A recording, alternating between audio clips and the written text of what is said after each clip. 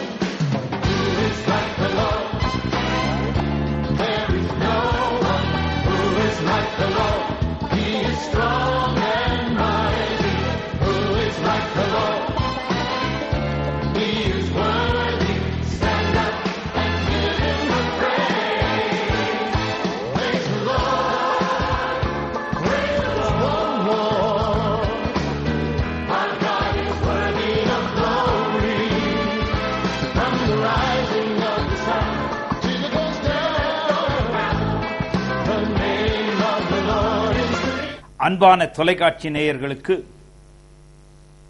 உயிர்த்தெழுந்த திருநாளின் வாழ்த்துக்களை நானும் என்னுடைய குடும்பமும் இந்திய சுவிசேஷ தோழர்கள் இயக்கமும் இதிலே இணைக்கப்பட்டிருக்கின்ற அனைத்து ஊழியங்களும் உங்களுக்கு தெரிவித்துக் கொள்வதில் மகிழ்ச்சி அடைகின்றோம்.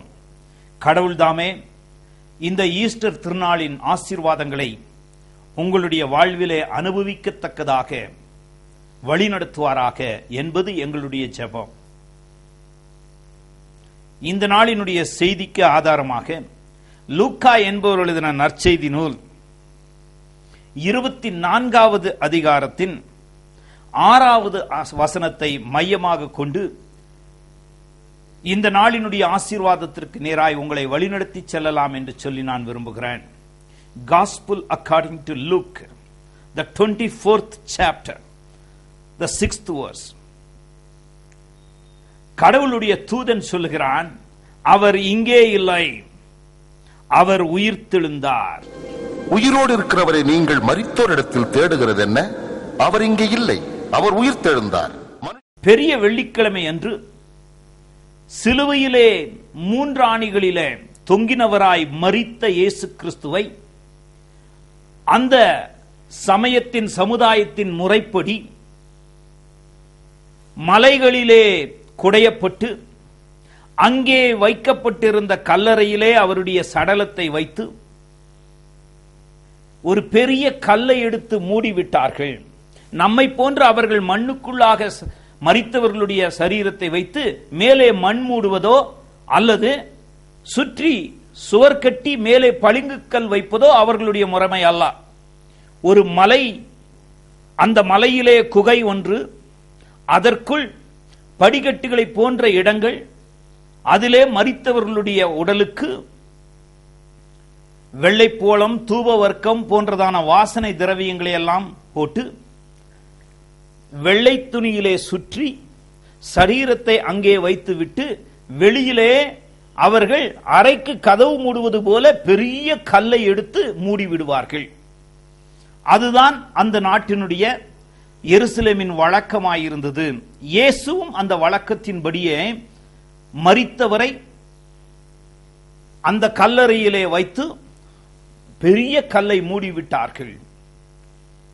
மூடிவிட்ட போது அங்கிருக்கின்ற சமயத் தலைவர்கள், சமுதாய தலைவர்கள் இயேசுவை சிலுவையிலே அறைய வேண்டும் என்று சொல்லி கொல்ல வேண்டும் என்று காத்திருந்து திட்டம் போட்டவர்களுக்கு ஒன்று தெரிந்தது. இயேசு உயிரோடு இருக்கும் போதே நான் மரித்தேன், 3ஆம் நாள் உயிர்த்தெழுவேன் என்று சொல்லி இருந்தார் என்கின்ற வாசகம் அவர்களுடைய சிந்தனையிலே வர, அவர்கள் பிலாத்துவினிடத்திலே போய் சொன்னார்கள், இந்த பொல்லாதவன், மனிதனை மயக்குகிறவன் இப்படி சொல்லி இருக்கிறான், 3ஆம் நாளில் உயிரோடு கூட வந்து விடுவேன் என்று சொல்லி. இது சரித்திரத்திலே நடக்காத ஒன்று. ஆகவே அந்த கல்லறைக்கு வெளியிலே இரும்பு சங்கிலிகளினால் முத்திரை போட்டு சீல் வைக்க வேண்டும் என்று சொன்னான். அதை கேட்டதான அந்த தேசாதிபதி அவர்களுக்கு உத்தரவு கொடுத்தான். இரும்பு சங்கிலிகளினால் அந்த கல்லை சுற்றி அவர்கள் அடைத்து முத்திரை போட்டு அங்கே காவல் காக்கின்ற காவல்காரர்களை, போர்ச்சேவகர்களை வைத்தார்கள். அருமையான சகோதரனே, சகோதரியே, இது மனித வரலாற்றிலே சொல்லப்பட்டிருக்கின்ற ஒன்று. திருமறை அழகாயதை பதிவு செய்து வைத்திருக்கிறதோ. அப்படி இருக்கும்போது வாரத்தின் முதல் நாள் ஞாயிற்றுக்கிழமை அதிகாலையில் திடீரென்று வானத்திலிருந்து ஒரு தூதன் அங்கே இறங்கினான். அவன் இறங்கின போது கல்லறை அதிர்ந்தது. அந்த கல்லை அவன் புரட்டினான். அங்கிருந்த போர்ச்சேவர்கள் நிலைத்தடுமாறி கீழே விழுந்தார்கள். இயேசு உயிரோடு வந்தார். அவரை சுற்றி இருந்த துணிகள் எல்லாம் அங்கே இருந்தது. தலைக்கு சுற்றப்பட்டது தலைமாட்டிலும், சரீரத்தை சுற்றி வைக்கப்பட்டிருந்தது வெளியிலும் இருக்க, ஆண்டவனாகிய இயேசு கிறிஸ்து உயிர்த்தெழுந்தார். சீடர்களும் அவருடைய விசுவாசிகளுமாய் இருந்ததான பெண்கள், மகதலேனா மரியாளும் மற்ற மரியாள்களும் இயேசுவுக்கு போய் தூபவர்க்கம், வெள்ளைப்போளம் போன்ற வாசனை திரவியங்களை போட்டு வரலாம் என்று சொல்லி போனார்கள். அவர்கள் போனால் அங்கே நடந்தது என்ன தெரியுமா? 2வது வசனம் சொல்லுகிறது, கல்லறை அடைத்திருந்த கல் புரட்டி தள்ளப்பட்டிருக்கிறதை கண்டார்கள். கல்லறை அடைக்கப்பட்டிருந்த கல் தள்ளப்பட்டிருக்கிறதை கண்டார்கள். 3ஆம் வசனம் சொல்லுகிறது, கல்லறையை அடைத்திருந்த கல் புரட்டப்பட்டிருக்கிறதை கண்ட அவர்கள் அந்த கல்லறைக்குள் பிரவேசித்து கர்த்தராகிய இயேசுவின் சரீரத்தை காணாமல் 4வது வசனத்திலே மிகுந்த கலக்கம் அடைந்திருந்தார்கள். அப்பொழுது பிரகாசமுள்ள வஸ்திரம் தரித்த 2 பேர் அவர்கள் அருகே வந்து நின்றார்கள். அவர்கள் அங்கே கண்ணீரோடு, மனதிலே கலக்கத்தோடு, அவர்களுடைய சிந்தனையிலே குழப்பத்தோடு இருந்த அந்த ஸ்திரீகள் பயந்தார்கள். தலையை கவிழ்ந்து தரையை நோக்கிக் கொண்டு நின்று கொண்டிருந்தார்கள். அப்பொழுது அந்த 2 சீடர்களும் 2 தூதர்களும், உயிரோடு இருக்கிறவரை நீங்கள் மரித்தோரிடத்தில் தேடுகிறது என்ன? அவர் இங்கே இல்லை, அவர் உயிர்த்தெழுந்தார். உயிரோடு இருக்கிறவரை நீங்கள் மரித்தவர்களிடத்திலே தேடுகிறது என்ன? சரித்திரத்தின் தலையெழுத்தை மாற்றின ஒருவர், மரித்தவர் 3ஆம் நாள் உயிர்த்தெழுந்திருக்கிறார். ஆகவே அவருக்கு என்ன பெயர் சொல்லுகிறேன் தெரியுமா? அவர் ஜீவனுள்ள தேவன். He is the living God. திருமறையிலே அவரை பற்றி இப்படி பதிவு செய்யப்பட்டிருக்கிறது, அவர் மரித்தவர், ஆனாலும் சதா காலங்களிலும் உயிரோடு இருக்கிறேன் என்று சொன்னவர். அவர் என்ன சொல்லுகிறார் தெரியுமா? சிலுவையிலே நான் மரித்தது உனக்காக உண்மைதான், உனக்காக உன்னுடைய பாவங்களையும் அக்கிரமங்களையும் நான் மண்ணிலே புதைத்து போட்டது உண்மைதான். ஆனால் மரணம் அவரை கட்டி போட்டு வைக்க முடியவில்லை. காரணம் என்ன தெரியுமா? அவர் தேவன். அவர் ஒரே ஒரு முறை உனக்காய் மரித்தார். மரித்தவர் 3ஆம் நாள் தாம் சொன்னபடியே உயிர்த்தெழுந்தார். மரித்தவர் மூன்றாம் நாள் உயிர்த்தெழுந்தவராய் சொல்கிறார், மரணமே உன் கூர் எங்கே? பாதாளமே உன் ஜெயம் எங்கே? இவர்கள் பாவம் இயேசுவின் மேல் பற்று உடையவர்கள், ஆனால் பலவீனமானவர்கள். இயேசுவின் வார்த்தையை கேட்டவர்கள், ஆனால் இப்பொழுது கலங்கி போயிருக்கின்ற சூழ்நிலையில கலக்கத்தோடு இருக்கும்போது அவர் மெய்யாகவே உயிர்த்தெழுந்தார். கலங்கி போனவர்களுக்கு செய்தி, இயேசு உயிர்த்தெழுந்திருக்கிறார். பாவங்களையும் அக்கிரமங்களையும் நோய்களையும் பலவீனங்களையும் சிலுவையிலே சுமந்து தீர்த்தவர் வெற்றி வேந்தனாக உயிர்த்தெழுந்திருக்கிறார். அல்லேலூயா. இன்றைக்கு சாத்தானை தலையை நசுக்கும்படியாக வெற்றி சிறந்தவர், சிலுவையிலே மரித்தவர், சாத்தானுடைய தலையை சிலுவையிலே நசுக்கினவர். ஆதியாகமம் 3ஆம் அதிகாரம் 15வது வசனத்திலே சொல்லப்பட்டதுபடி, உன் வித்துக்கும் அவன் வித்துக்கும் பகை உண்டாக்குவேன், அவர் உன் தலையை நசுக்குவார், நீ அவருடைய குதிங்காலை நக்குவாய் என்று சொல்லப்பட்டிருக்கிற வசனம் நிறைவேற்றப்பட்டவராக இங்கே அவர் வெற்றி வேந்தனாய் உயிர்த்தெழுந்திருக்கிறார். ஆகவே அருமையான சகோதரனே சகோதரியே, உனக்கும் எனக்கும் மரணத்துக்கு பின் வாழ்வு சொந்தம். இயேசு கிறிஸ்து உயிர்த்தெழுதலும் ஜீவனுமாயிருக்கிறார். அவரிலே நம்பிக்கை வைக்கிறவர்கள் மரித்தாலும் பிழைப்பார்கள். உண்மைதானா? ஆம், உண்மைதான். இயேசு கிறிஸ்து தன்னுடைய வாழ்க்கையில அதை நிறைவேற்றி உன்னிடத்திலே ஒப்படைத்திருக்கிறார். அப்படி இயேசு கிறிஸ்து உயிர்த்தெழாவிட்டால் இன்றைக்கு நானும் நீங்களும் கிறிஸ்தவர்கள் திருச்சபை என்கின்ற ஒன்றே இருந்திருக்க முடியாது. இயேசு உயிர்த்தெழுந்தார். சிலுவை என்கின்ற சின்னம் வெற்றி சின்னமானது. இயேசு அதற்கு பின்பதாக பார்க்கும்போது இயேசு அவர்களிடத்திலே பேச ஆரம்பித்தார். இயேசு பேச ஆரம்பித்தார். இயேசு அவர்களுக்கு தரிசனம் கொடுத்தாராம். 11வது வசனம், அப்படி அழுது கொண்டிருக்கையில் அவள் குனிந்து கல்லறைக்குள்ளே பார்த்து இயேசுவின் சரீரம் வைக்கப்பட்டிருந்த இடத்திலே வெள்ளுடை தரித்தவர்களாய் 2 தூதர்கள் தலைமாட்டிலும் கால் மாட்டிலும் ஒருவனாக உட்கார்ந்திருக்கிறதை கண்டாள். அதற்கு பின்பதாக 13வது வசனம் சொல்லுகிறது, அவர்கள் அவளை நோக்கி, ஸ்திரியே ஏன் அழுகிறாய்? அதற்கு அவள், என் ஆண்டவனை எடுத்துக்கொண்டு போய்விட்டார்கள். அவள் என்ன நினைக்கிறாள் தெரியுமா? இயேசுவை யாரோ திருடிக்கொண்டு போய்விட்டார்கள், இந்த விரோதிகள் திருடிக்கொண்டு போய்விட்டார்கள். அவரை வைத்த இடம் எனக்கு தெரியவில்லை. 14வது வசனத்தில் இயேசு அங்கு நின்று கொண்டிருப்பதை அவள் பார்த்தாள், ஆனாலும் அவரை இயேசு என்று அறியாதிருந்தாள். 15வது வசனம் சொல்லுகிறது, இயேசு அவளை பார்த்து, ஸ்திரியே ஏன் அழுகிறாய்? யாரை தேடுகிறாய் என்றார். அவள் அவரை தோட்டக்காரன் என்று எண்ணி, ஐயா, நீர் அவரை எடுத்துக்கொண்டு போனது உண்டானால் அவரை வைத்த இடத்தை எனக்கு சொல்லும், நான் போய் அவரை எடுத்துக் கொள்வேன். கலங்கி இருக்கிறாள். நம்பிக்கையாயிருந்த ஒரே ஒருவர், என்னுடைய வாழ்க்கையின் அவலங்களை போக்கின ஒரே ஒருவர், இந்த பாவிகளால் சிலுவையிலே அறையப்பட்டு கொல்லப்பட்ட அவர், யாரோ இப்பொழுது திருடி போயிருக்கிறார்கள்.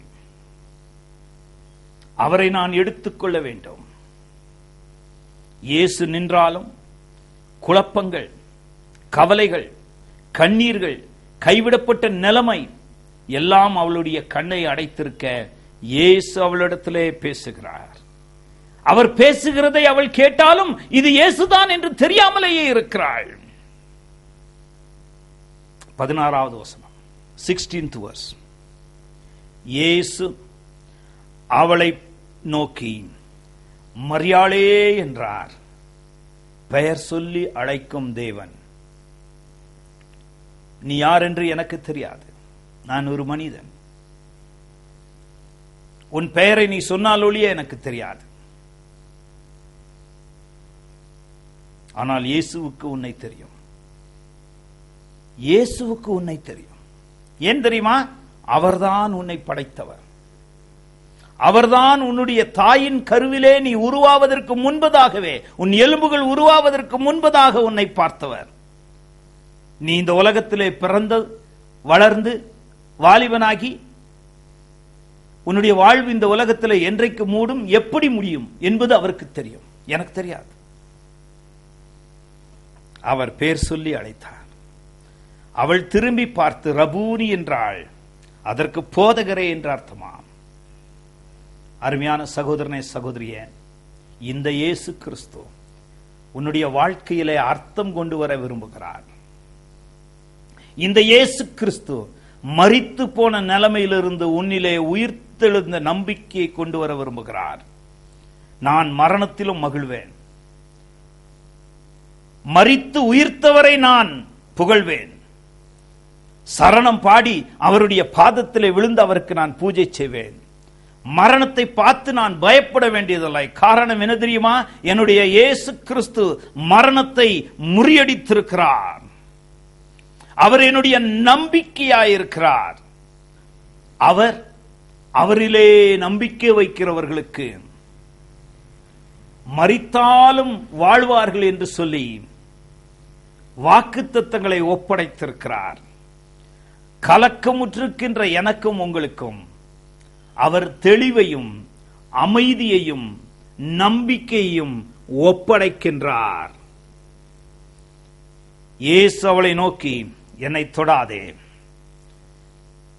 சும்மா வந்து பூஜை செய்கிறேன் என்று சொல்லிவிட்டு இருந்து விடாதே. என்னை நீ தரிசித்தது உண்மையா? உயிர்த்தெழுந்த இயேசு கிறிஸ்துவை நீ தரிசித்தது உண்மையா? இந்த உலகம் நம்பிக்கை இல்லாமல் வாழ்ந்து கொண்டிருக்கிறது. இந்த உலகம் மரண பயத்தினால் கட்டப்பட்டிருக்கிறது. போய் உன் சகோதரருக்கு சொல்லு, இயேசு மெய்யாகவே உயிர்த்தெழுந்தார். அல்லேலூயா. இயேசு இன்றைக்கு வெற்றி சிறந்தார். அல்லேலூயா. இயேசு நமக்காக போரை முடித்து வெற்றி வீரனாய் உயிர்த்தெழுந்திருக்கிறார். அல்லேலூயா. திருவிருந்துக்கு அர்த்தம் பிறந்தது. அல்லேலூயா. திருமறை அர்த்தமுள்ளதானது. அல்லேலூயா. திருச்சபையின் சிலுவை உயர்த்தி காட்டப்பட்டிருக்கிறது. அல்லேலூயா. மரணமே உன் கூரங்கே என்று சொல்லி அவரிலே நம்பிக்கை வைக்கிறவர்கள் விசுவாசத்தால் உயிர்த்தெழுதலை சுவாசித்து மகிழத்தக்கதாக, நான் கண் மூடும் போது ஐயோ எங்கு போவேனோ, எந்த பேய் என்னை வந்து இழுத்துக்கொண்டு போகுமோ, எந்த பாதாளத்திலே தள்ளுமோ என்று சொல்லுவதற்கே இல்லை. காரணம் என்ன தெரியுமா? எனக்கு தெரியும், மரித்தாலும் நான் இயேசுவோடு இருப்பேன். என் இயேசு வெற்றி சிறந்ததினால் தன்னிடமாய் என்னை சேர்த்துக் கொள்வேன் என்று சொல்லி இருக்கிறார். ஆகவே நான் அவருக்கு சரணம் பாடி தொழுவேன். இந்த சரீரத்திலிருந்து பிரிவதும் அவரிடத்திலே நான் போய் சேர்வதும் எனக்கு கிடைக்கப்பட்ட பாக்கியமாய் மாத்திரம்தான் இருக்க முடியும். ஏனென்றால் இயேசு மெய்யாகவே உயிர்த்தெழுந்தார். அவர் பயங்களை நீக்குகிறவராய், சந்தேகங்களை நீக்குகிறவராய், மரண கட்டுகளை முறியடித்தவராய், மரணம் இனிமேல் மனுக்குலத்தை கட்டி போட்டு வைக்க முடியாது. ஏனென்றால் அவர் மரணத்தை ஜெயித்திருக்கிறார். இயேசு கிறிஸ்து உயிர்த்தெழுந்திருக்கிறார். அவர் உயிர்த்தெழுந்ததினால் நம்முடைய தாத்தா பாட்டி, நம்முடைய அப்பா அம்மா, நம்முடைய பிள்ளைகள், உடன் பிறந்தவர்கள் இந்த உலகத்திலே மரித்தாலும் நாம் மகிழலாம். ஒன்றே ஒன்றுதான் கேட்கப்பட வேண்டிய கேள்வி, எவ்வளவு சொத்து சேர்த்து வைத்து போயிருக்கிறார்கள் என்று அல்லாஹ். அவர்கள் இந்த உலகத்திலே எதை எதை எந்தெந்த காரியங்களை செய்தார்கள் என்பதெல்லாம் இரண்டாவது கேள்வி. முதல் கேள்வி என்ன தெரியுமா? இந்த உலக வாழ்க்கையில உயிர்த்தெழுந்த ஆண்டவனாகிய இயேசு கிறிஸ்துவை அவர்கள் விசுவாசித்து சுவாசித்தார்களா? திருமறை இப்படி சொல்கிறது, உம்மை அறிவதே நித்திய ஜீவன். இந்த இயேசு கிறிஸ்துவை அறிவதுதான், இந்த உயிர்த்தெழுந்த இயேசு கிறிஸ்துவை விசுவாசித்தால் சுவாசிப்பதுதான் மனுக்குலம் பெற்றுக்கொள்ள வேண்டிய தவிர்க்க முடியாத சொத்து. இந்த இயேசு கிறிஸ்துவின் உயிர்த்தெழுதல் இல்லை என்றால் நான் இந்த வேலை செய்ய வேண்டியது அவசியமே இல்லை. இந்த நிகழ்ச்சி உங்களுக்கு வருவது எதனால் தெரியுமா? இயேசு உயிர்த்தெழுந்தார், மரணத்தை முறியடித்தார், பிசாசின் கட்டுகளை அறுத்தார், சிலுவையிலே பிசாசின் தலையை நசுக்கினார். காலமாய் மரண பயத்தினால் கட்டப்பட்டிருக்கின்ற மனுக்குலத்திற்கு மரணத்தையும் பாதாளத்தையும் முறியடித்த வெற்றி வேந்தனாய் வெற்றி வாகை சூடியிருக்கிறார். அந்த நாள் இந்த நாள் ஈஸ்டர் பெருநாள், இந்த நாள் உயிர்த்தெழுந்த திருநாள், இந்த நாள் திருச்சபையின் வெற்றியின் நாள். இந்த நாள் நாம் பிசாசின் மேலாக, பாவத்தின் மேலாக, சாபத்தின் மேலாக, தண்டனையின் மேலாக வெற்றி சிறந்த நாள். பிசாசின் கிரியைகளை அழிக்கும்படியாய் தேவகுமாரனாகிய இயேசு கிறிஸ்து உலகத்திலே வந்தார் என்பதை அவர் நிறைவேற்றி வெற்றி சிறந்த நாள். ஆகவே வாரத்தின் முதல் நாள் காலையில இயேசுவை தரிசனம் செய்ததான அந்த பெண்மணிகளோடு, இயேசுவின் சீடர்களோடு நானும் நீங்களும் நம்மையும் இணைத்துக் கொண்டு அவருடைய பாதத்தை கட்டி தழுவி இந்த உயிர்த்தெழுந்த இரட்சகனுடைய ஆசீர்வாதத்தை சுவாசிப்போமா, விசுவாசிப்போமா? நம்முடைய விசுவாச பற்றுறுதி அர்த்தமுள்ளதாக இருக்கட்டும், ஆனந்தம் கொண்டு வருகிறதா இருக்கும். அது நம்முடைய வாழ்க்கையில ஆரோக்கியத்தை கொண்டு வந்து நம்மை அழகுபடுத்தும் என்பது நிச்சயம். அவர் இங்கே இல்லை, அவர் உயிர்த்தெழுந்தார். உயிரோடு இருக்கிறவரை நீங்கள் மரித்தோரிடத்திலே தேடுகிறது என்ன? வாரத்தின் முதல் நாள் காலையில மரியாளுக்கும் மற்றவர்களுக்கும் அவர் கொடுத்த தரிசனத்தோடு கூட நீங்கள் போங்கள், சகல ஜாதியாருக்கும் இயேசு கிறிஸ்து மரித்து அடக்கம் பண்ணப்பட்டு 3ஆம் நாள் உயிர்த்தெழுந்திருக்கிறார் என்று போய் சொல்லுங்கள். அதுதான் நற்செய்தி, அதுதான் மனித இனம் கேட்க வேண்டிய செய்தி, அதுதான் மனித குலத்திற்கு, மனித இனத்திற்கு வெற்றியையும் நம்பிக்கையும் கொடுக்கின்ற செய்தி. இயேசு மெய்யாகவே உயிர்த்தெழுந்தார். வந்து பாருங்கள், அவருடைய கல்லறை காலியாயிருக்கிறது. அங்கே போர்ச்சேவகர்கள் அவரை தடுத்து நிறுத்த முடியவில்லை.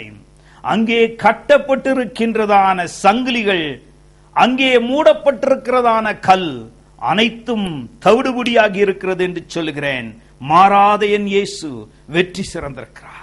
மரித்த என் இயேசு கல்லறையில் இருந்து வெற்றி சிறந்தவராய் மரணத்தை முறியடித்திருக்கிறார். அல்லேலூயா. இன்று போர் முடிந்திருக்கிறது. ஈசா என்கின்ற அடிமரத்தினுடைய வேர் இப்பொழுது துளிர்த்து நிற்கிறது. நம்பிக்கை நட்சத்திரமாயிருக்கிறார் இயேசு கிறிஸ்து. அவர் இங்கே இல்லை, அவருடைய கல்லறை காலியாயிருக்கிறது. மெய்யாகவே இயேசு உயிர்த்தெழுந்தார். ஆகவே நாம் கீதம் பாடுவோம், ஜெய கீதம் பாடுவோம். ஆகவே நாம் இன்றைக்கு கூடி இயேசு கிறிஸ்துவுக்கு பூஜை செய்வோம். கண்களை மூடி உயிர்த்தெழுந்த ஆண்டவனாகிய இயேசு கிறிஸ்துவை தரிசனம் செய்து அவரிலே வருகின்ற ஆசீர்வாதத்தை நம்முடையதாய் ஏற்றுக்கொள்வோம். பிரார்த்தனை செய்வோம். உயிர்த்தெழுதலும் ஜீவனுமாய் இருக்கிறேன் என்று சொன்னவரே, சிலுவை மரத்திலே எங்களுக்காக மரித்தவரே, எங்களுக்காக அடக்கம் பண்ணப்பட்டவரே, 3ஆம் நாள் வெற்றி வேந்தனாய் வெற்றி சிறந்து எங்களையும் உமக்குள் வெற்றி உள்ளவர்களாய் மாற்றத்தக்கதான வல்லமையை ஒப்படைத்தவரே, உமக்கு கோடாக்கோடி ஸ்தோத்திரம். மரியாளுக்கும் மற்ற பெண்களுக்கும் அந்த சீடர்களுக்கும் தரிசனம் நீர் கொடுத்தவராயிருக்கிறதற்காக உம்மை ஸ்தோத்திரிக்கிறோம். அந்த தரிசனத்திலே அர்த்தம் உண்டு. அந்த தரிசனத்திலே எங்களுடைய சந்தேகங்கள் நீங்கி எங்களுக்கு நம்பிக்கை உதயமாகிறது. அதற்காக உமக்கு நன்றி சொல்லுகிறோம். எங்களை பெயர் சொல்லி அழைக்கின்ற தேவனாய் நீர் இருக்கிறீர். எங்களுடைய நிலைமைகள் எந்த விதமாய் இருந்தாலும் அதை நீர் மாத்திரம் அறிந்திருக்கிறீர். அதற்காக உம்மை ஸ்தோத்திரிக்கிறோம்.